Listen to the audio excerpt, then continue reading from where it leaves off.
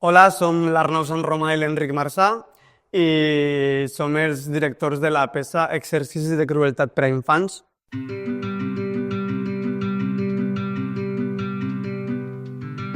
Exercicis de crueltat per infants va sobre dos germans que decideixen enclaustrar-se en un jardí, tancar-se, perquè no volen saber res més del món exterior. I la ciutat que queda fora, en teoria, doncs, és una ciutat plena d'horrors i desgràcies que no volen saber res.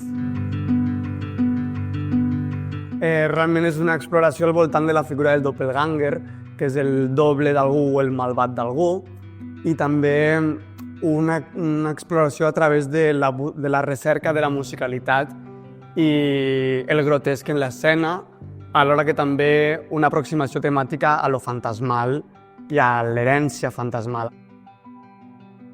Aquesta peça com representa també com l'inici de la nostra recerca també d'una identitat artística.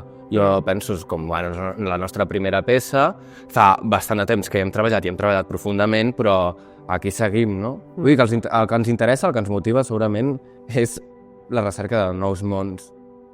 Buscar i cercar com noves densitats i atmosferes que acompanyin l'escena i noves maneres de contar.